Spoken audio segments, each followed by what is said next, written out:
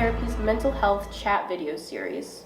Today, we will be talking to Dr. Philip Borders, psychiatrist and owner of Hendricks Therapy, and Lyndsay Curran, one of our psychiatric nurse practitioners, in order to get some professional thoughts and opinions on mental health and relationships. My first question for you is, how do you know if you're in a healthy relationship or not? What are some of the things that you will typically see in a healthy relationship?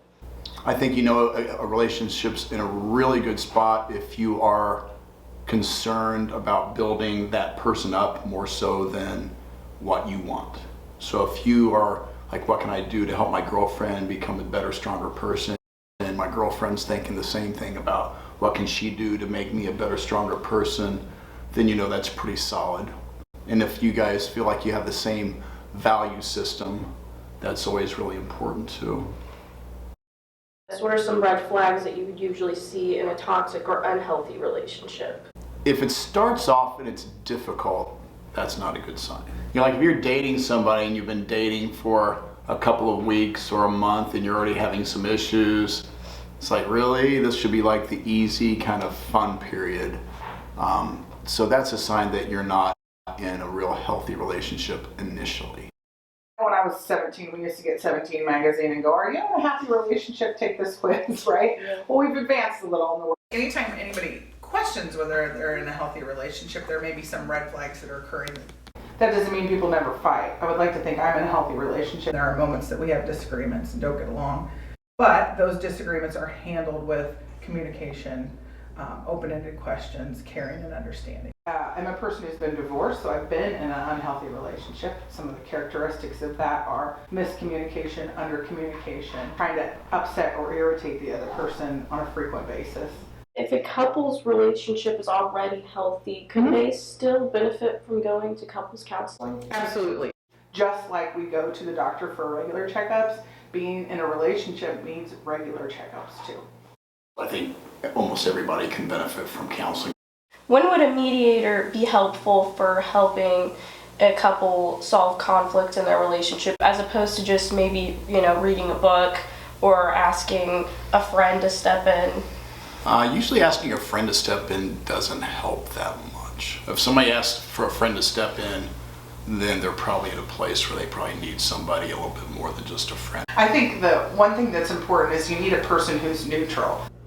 I also think that when someone gets to know you in a therapeutic relationship, so your therapist gets to know you as a couple, they can identify some red flags maybe before you do. So if you've been in therapy for a long time, they're going to look at not just like how you're interacting as a couple, but your body language. Have you gained weight? Have that person lost weight?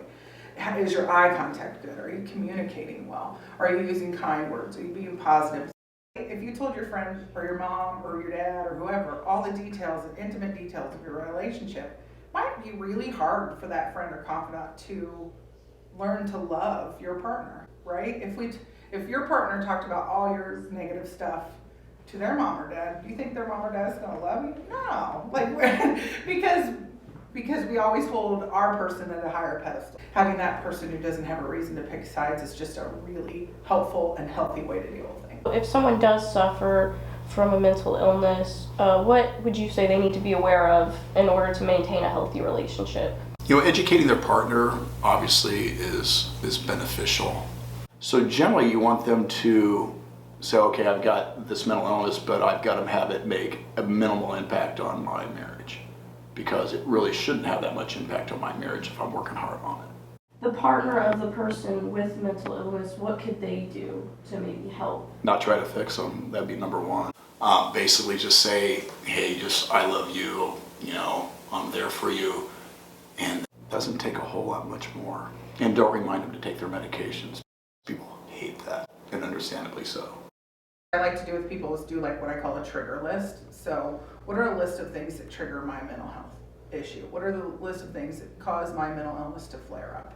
And have your partner write that list with you. If we know that those things are on a trigger list and we shouldn't do those, that is a sign of, hey, we're trying to work together to be healthy. Any final thoughts that you would like to add? Relationships are difficult, and I don't think they're getting any easier.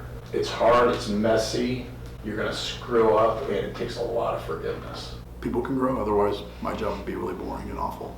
There's a lot of hard work that goes into loving and caring about someone. and that if you're willing to put in the work, the return is usually much greater. We hope that this video can benefit you and some of your relationships. If you have any questions, feel free to leave a comment down below or leave us a message. We may even answer one of your questions in a future video. Thanks for watching.